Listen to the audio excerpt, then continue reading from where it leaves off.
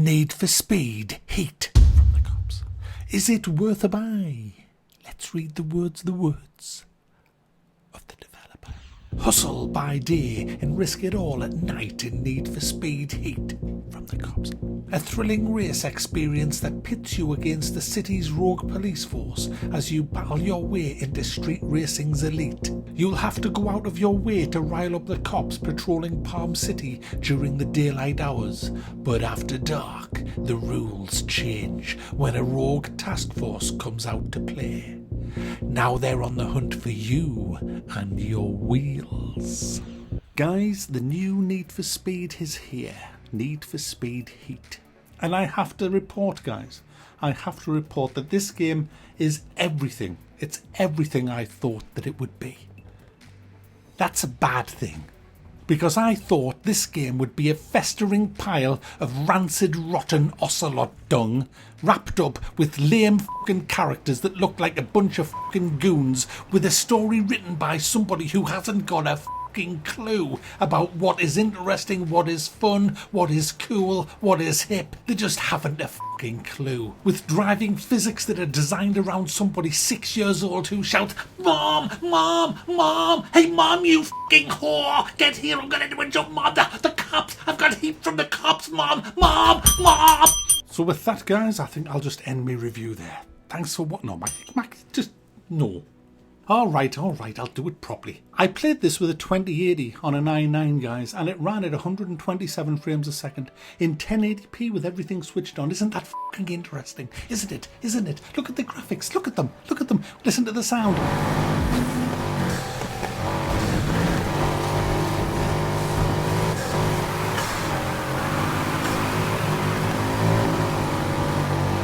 Yeah, it sounds good. It sounds good. All right, what else do you want to know? The story. The story. Okay, here's the story. Are you braced? Are you braced? Sit down, get your fucking popcorn out. Here's the story. You play one of these fucking sorry-ass twats. Take your pick. Fuck me rigid. Look at the state of them. You get befriended by this girl who's had heat from the cops, guys. So much heat from the cops that they stole her Nissan 370Z because the cops are bastards. Well, through the day they're not. Through the day the cops are okay. They're not too bad. They don't even bother you. I mean, I overtook a cop during the day at 110 miles an hour and then swerved and did a handbrake turn in front of him and he didn't even look at me. But at night, even if you look at them in a funny way, they will come at you and try to murder you. Yes, guys, the cops in this game during the night are complete bastards. They want to kill you. They tried to throw somebody off a bridge in one of the opening cutscenes. They are horrible. They're corrupt. They shake down people for money. Did I say money? Sorry. Forget money. There's no money in this game. You might think you're earning money in this game when you win a race, but you're not. You're earning bank. It's called bank, guys, because bank's cool. Bank's cool. Yeah, bank. Looks like he was good. So everyone says. Showdown's a big deal around here, huh? I'm not complaining. It's great for business. And if you race, you could make some serious bank. I can use that about now. You and everyone else in this town. So guys, if you're ever going to donate to this channel, I don't want money, I want bank. So the story kind of revolves around you helping her get her ride back and the corrupt cops getting more corrupt by the minute until... No, I can't. I'm going to go into spoilers here. Is it possible to spoil a rancid story? I don't think it is it? I'll not bother, I'll not, because some of you will probably like it. Anyway, more important than the absolute rancid story and rancid characters, what's the car driving like? What's the racing like? Get to the meat. Well, I didn't even bother going to get my steering wheel out. It's still on the floor in the other room, covered in dust, because I knew they wouldn't support a wheel and pedals on a PC. Why would they? It's for console fucking sofa jockeys. That's what this is for. It doesn't even have a cockpit view. All these cars. Oh, look at these brilliant, lovely, wow cars. None of the fuckers have a steering wheel. Oh no, you can sit on the bonnet like a prick. You can sit on the roof or be above the roof. But you can't be where you should be in a car, behind the fucking wheel. So every race you just see the back of your car flying round corners, flying along straights, crashing into trees and bushes and logs and other things that's just lining the side of the road, and not one of them will cause you to have a crash.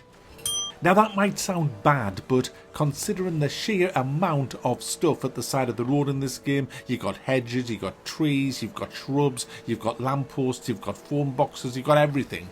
It's all destructible and it doesn't really slow you down that much. If it did, then you literally would never win a race, because the way the game is, you kind of slide around the place by design. If you do go further off-road, you will hit some of the bigger trees, and that will cause you to stop dead in your tracks, as will solid buildings, solid walls and things like that. And your car will take damage, and you will need to go and get it repaired. And the damage looks quite cool, but it sounds really good, the damage on the cars. You know when your car's getting really bad because you just hear it whinging on. So as I said, guys, in the beginning, you race by day and you earn bank. Bank. You earn bank, guys. You earn bank, and with your bank you buy cars, because cars cost bank. But at night time it's different. You earn rep. What's rep? What's rep? What's rep? Reputation. I've got a rep, man. I've got a rep. I've got a rep. I have a rep. Oh, you've got rep. Oh yeah, I've got rep. What did you do to earn your rep?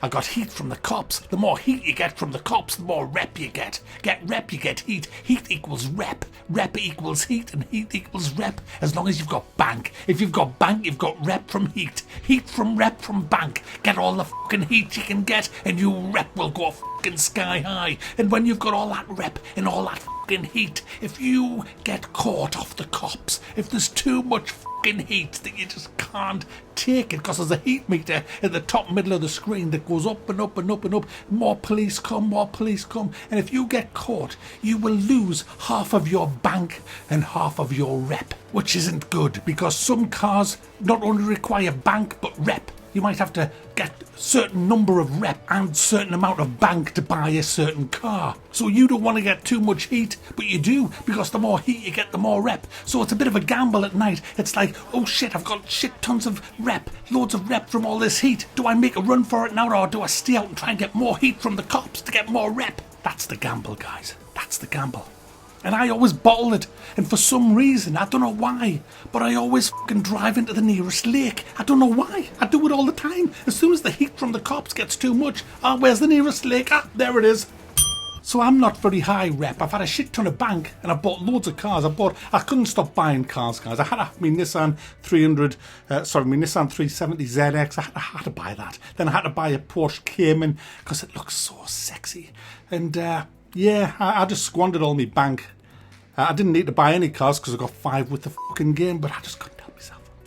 You can customise your car, but as you would expect in a Need for Speed game, it is absolutely basic stuff. I mean, you've got your basic stuff for acceleration and speed, and essentially on the right hand side you just have some little scale markers which tell you that if you buy this, it'll make your car go a little bit faster, accelerate a little bit more, or whatever. And then after that, all you're choosing is basically off-road, on-road, or drift mode, and that pretty much covers the whole customization of your car. Very, very poor. You can decorate your car, as you probably have noticed by the absolute mess I've made of mine. But it has to be said, guys, it is really easy to decorate your car. This whole game is easy, to be honest. But the tools for decorating are very, very good, and you can make up, apparently, if you're artistic, you can make some really nice cars. As for the difficulty of the game and the AI, well, the game has 3 difficulty settings. I've played it on medium and I've played it on hard. Medium is absolutely ridiculously easy. In fact, some of the actual missions give you a car, so you can't bring your own pimped out car. You were given a car so that it's down to your skill versus the AI. And I had to race this named guy around a dirt track, and I actually lapped him on medium. I mean, that's how easy this game is. On hard, it ramps up a lot. The NPC cars become a lot more aggressive, and it's a little bit harder to win races, but you'll still have no problem, provided your car has been tuned up properly for the actual conditions that you're racing in. So pretty disappointing with the AI, to be honest with you. I did try to go online, but there wasn't enough people on there to really do much with, and then I just got totally bored, because you're doing the same thing over and over. Okay, there's a few other things. There's luminous flamingos that you have to knock over. Collectibles. Whoopie fucking do. There's some off-road races, there's some drift races, but guys, if you buy this game, all you will do for hours and hours and hours and hours and hours and hours and hours and hours is 3-lap races. Little 3-lap races. They'll either be a circuit or a sprint. A sprint race means you don't have to do 3 fucking laps of a stupid little circuit. It's just one long road with checkpoints. If you do it at night, you're going to get heat from the cops, and you'll probably have to escape at some point during the race. That's the game. So there you go, guys. Pretty much what I expected, and that's a shame. It could have been so much better. It did have some good points, like I've said. It has a decent world, it has decent cars, it has decent graphics, it has decent damage as well, and it's not just cosmetic damage, although it doesn't seem to slow you down too much when you're actually driving around, but if it gets critical, your car will be completely written off. You can, of course, drive through one of the many petrol stations littered at the side of the road, which gives you an instant repair without any cost to you, which is a bit. It also has good customization of the car, but it just lacks in pretty much every other department. The main one being it is so monotonous, it is so repetitive, over and over again doing the same things. Even on the story missions, most of them are just exactly the same as the races. There's the odd respite where you have to tail a police car, which I found boring as well. It's a AAA priced poor game. It's unbelievable that the lack of vision these people have when they're making the Need for Speed games. They really do need to have a look at games like Test Drive that has everything this has. Everything this has. Literally everything this has. And shit tons more. I mean, even if they just made the multiplayer better in this, it would be something. I mean, why can't you play as the cops? In multiplayer, why, when there's a chase on, why aren't we given the option, if we're nearby, to jump in one of the cop cars and chase down one of the other players? I mean, that was in Test Drive Unlimited. It was great fun. I used to love doing that. It can't be that hard to code in. It would have been great. But no, let's not bother with that. Let's just, there's a race, there's a race, there's a race, there's a race, there's a race, there's a race, there's a race, there's a race, there's a race, there's a fucking race.